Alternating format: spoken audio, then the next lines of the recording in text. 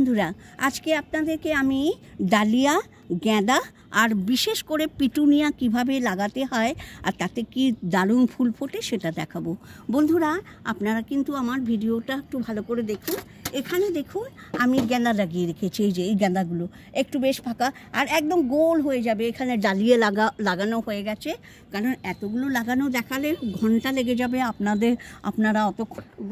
বন্ধুরা এই মাটিটা না আমি দেখুন কিভাবে তৈরি করেছি। এই যে গোবর সার দিয়েছি, গোবর সার মাটি হচ্ছে হাফ, অর্ধেক 3 ভাগের 1 ভাগ গোবর সার আর 1 ভাগ এই যে এইসব কাঁচরা মানে যত ওই যে তরকারি খোসাগুলো ভিজিয়ে রেখেছিলাম সেইগুলোই দিয়ে দেবো পরে। এই দেখুন আমি এইভাবে কিভাবে গামলাটা তৈরি করছি। দেখুন এই পিটুনিয়ার গামলাটা তৈরি করা একটা বিশেষ মানে কার্যকরী। এটা যত ভালো মাটি আর সার পড়বে পিটুনিয়াগুলো ভরে ভরে হবে। এই দেখুন এইভাবে আমি এবারে এটাতে দিয়ে দিচ্ছি। এবারে বড় গামলাটা তৈরি করছি, এটাতে আমি 2টো গাছ লাগাবো।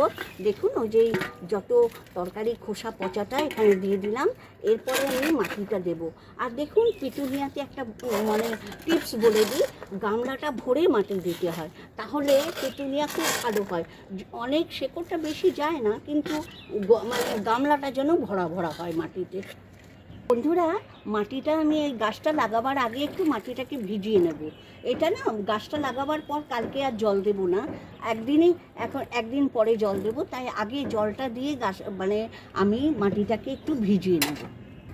দেখুন কত ছোট ছোট গাছ আপনাদেরকে আমি দেখাবো। আমার ভিডিওগুলো প্লিজ আপনারা একটু দেখবেন বন্ধুরা, আপনাদেরকে আমি দেখাবো কি সুন্দর এই গাছগুলো, একদম বড় তাজা তাজা আর ফুল।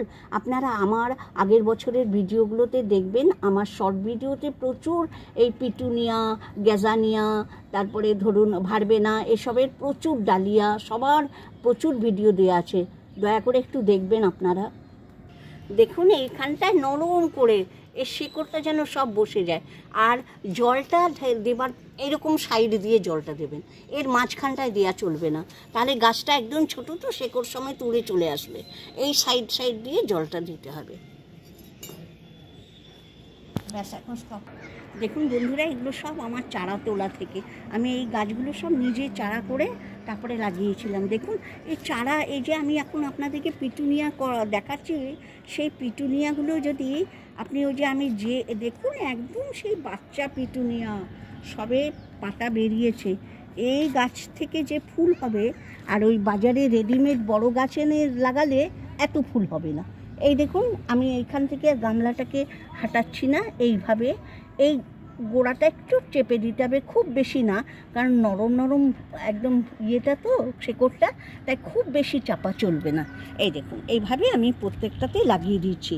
আর বন্ধুরা দেখুন এই গার্ডেনিংটা এমনই জিনিস, আমাদের মতো বয়স্ক লোকেদের জন্য এত ভালো পাস টাইম মানে লেজার টাইমের উপযুক্ত সময়। আর এই সব বানিয়ে না মনে যে কি আনন্দ হয় সে আপনাদেরকে কি বলবো। আর ম্যানিওরগুলো আপনারা বাড়িতেই তৈরি করতে পারবেন। আমি যেভাবে আপনাদেরকে বললাম না তরকারি খোসাগুলো আমি কি করি, এখানে তো গোবর সার পাওয়া খুব মুশকিল, আমাদের এখানে পাওয়াই যায় না। আমি কি করি ওই গোবর সার এই ওই নানা রকম সবজির খোসাগুলো পচিয়েই তৈরি করি। দেখুন এইভাবে আমি পিটুনিয়াগুলো সব লাগিয়ে নিয়েছি। এগুলোকে এবারে কড়া রোদে রেখে দেবো, একদম পুরো রোদে রাখতে হবে। এইভাবে এটা রোদে আমি 7-8 দিন পরে এগুলোকে আবার যেই বড় হয়ে যাবে তারপরে সাজাবো। দেখুন বন্ধুরা দেখুন এখানে আমি খোল জল মানে খোল হয় না খলি, সেই খলিটা এনে এটাকে আমি জলে ভিজিয়ে রেখেছি। এগুলোকে দেব গোলাপ গাছে, যে কোনো ফুলের গাছে, তবে এই পিটুনিগুলোকে দেওয়া চলবে না, কারণ ওরা এখন একদম বাচ্চা তো, ওরা এসব এত কড়া খাবার সহ্য করতে পারবে না। এই দেখুন এইভাবে আমি খোল জলটাকে পচতে দিয়েছি। এটাকে যত পচাবেন 7 দিন 10 দিন পচালে বেশি ভালো হবে আপনার ইয়েটা। দেখুন বন্ধুরা এদের চেহারা দেখুন, এই যে রোদে রেখেছি, এবারে কদিন পরে এই ফুলগুলো ফুটতে থাকবে, বুঝতে পারছেন এত সুন্দর গাছ হয়েছে। এগুলো সব আমার বীজ থেকে তোলা গাছ, আপনাদেরকে দেখাবো। আর বন্ধুরা আজকে বেশি বড় করব না, আপনাদের এত ধৈর্য থাকবে না দেখার, আজকে এখানেই শেষ করছি। আর ভালো লাগলে অবশ্যই আমাকে একটু লাইক শেয়ার অ্যান্ড সাবস্ক্রাইব করবেন।